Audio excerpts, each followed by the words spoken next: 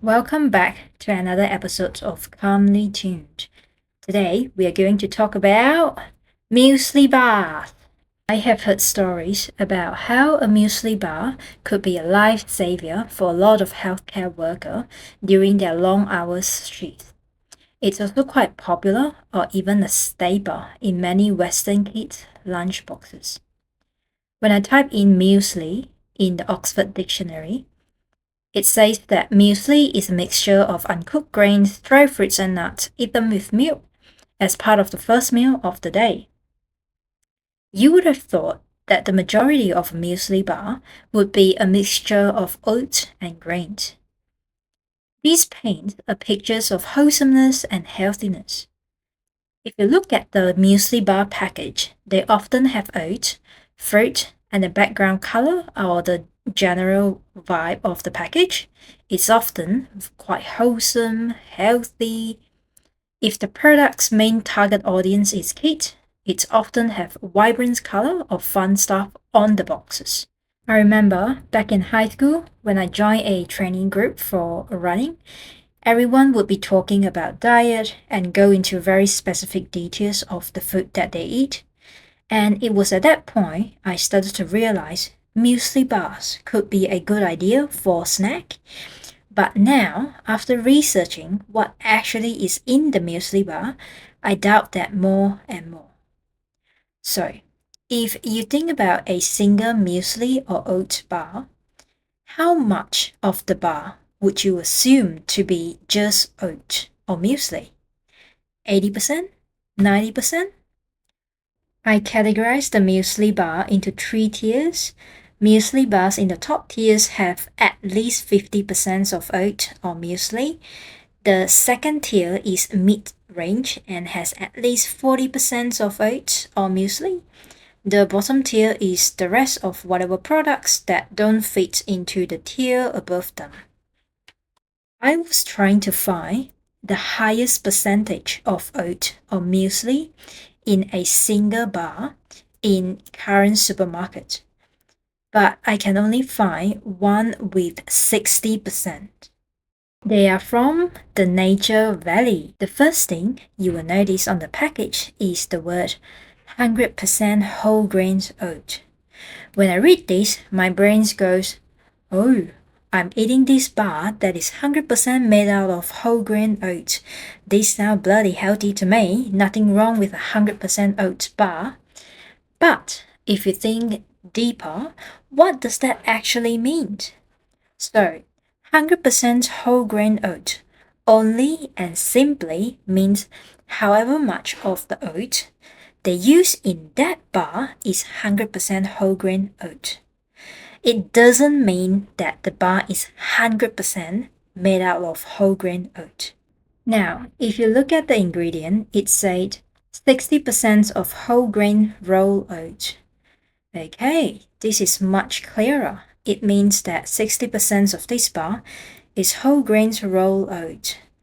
On the package, it said that each bar is 21 grams, so 60% of 21 grams would be 12.6 grams. So 12.6 grams out of 21 grams of a single bar is made out of 100% whole grain oat. This is my understanding anyway. The rest of the bar, which is 21 gram minus 12.6, you will get 8.4 gram.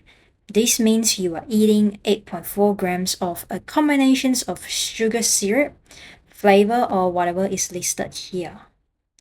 So the packaging sounds kind of confusing to me. 8.4 grams might not sound like much, but if you think about it, if you only have that snack bar for the whole afternoon or within however many hours before a meal, like those healthcare workers, these could potentially force your body to rely heavily on those 8.4 grams of sugar, syrup, flavoring, and whatnot. The majority of muesli or oats bars you see on the shelf would have about 50 to 55% of oat. Be mindful that some of these oats could be instant oat. So oats are generally good, But instant oats are the most processed type of oat. Instant oats are not necessarily bad. They are steamed longer and rolled thinner than regular oats, which strip them of some natural fiber benefits. Other muesli bar, which I personally think is better than Nature Valley in terms of a better balanced proportions of macronutrients, is from Carmen's Muesli Blend. The ingredients listed here is 51% of whole grains oat and 7% of nuts and 7% of seed. That means 65% of this bar is just oat, nuts, and seeds. Next up, we have Hillcrest fruit-free premium muesli bars. This one is about the same level as Carmen's muesli blend. Total oats and nuts are roughly 61%, so they still belongs to the top tier. Move on to the second tier, muesli or oats bars. All these bars have about 40 to 50% of oat or muesli.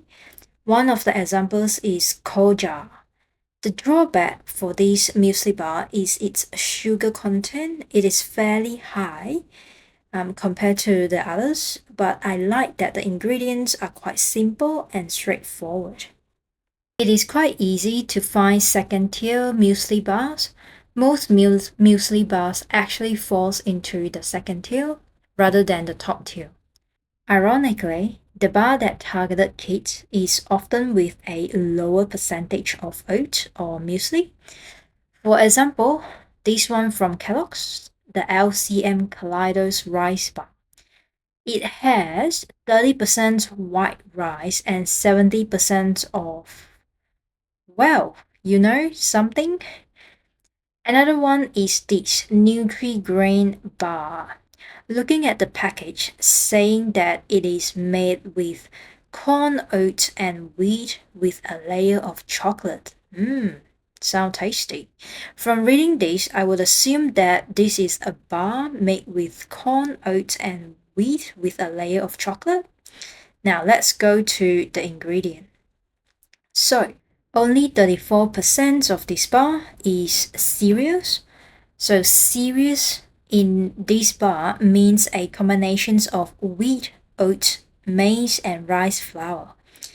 The layer of chocolate is a mixture of sugar, vegetable fat, milk solids, cacao, emulsifier soy lecithin 476, that's definitely what the kids need, and stabilizer 492, yep, that as well.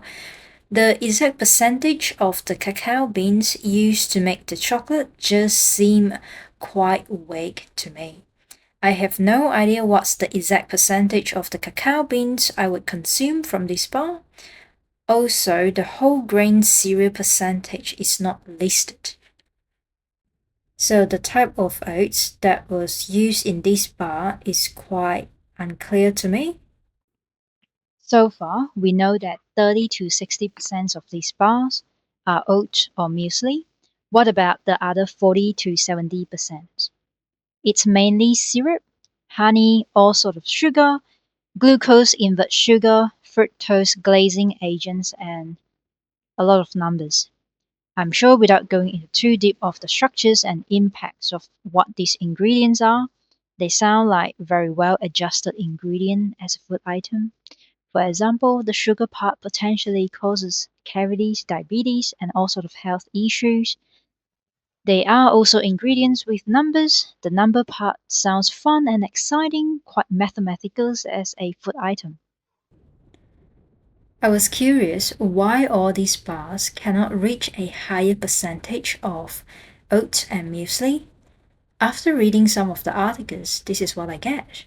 The main reason those muesli or oats bar cannot reach that higher percentage of oat is because they need a binding agent to keep the oats together. And this also has something to do with the marketing of the products and how they want to present it to the consumer. And just to make sure it is in one piece, so the muesli bar is in one piece when you open those mini rectangular size package. Well, hopefully in the future, we will discover new ingredients that bind the oat without the need to add the not so good ingredient in it. As of 2026, I think the best way to consume a muesli or oat bar without worrying about consuming non-food items or nuts if you are allergic to it is a homemade version. You can experiment with the kind of oat or whatever fruit or nuts you want it in and control the amount to suit your dietary requirements. Or perhaps eat a bit fuller during mealtime and avoid snacking altogether. That's all for today. It has been real. See you next time. Oh, wait, have you subscribed and let me know what you want to watch next?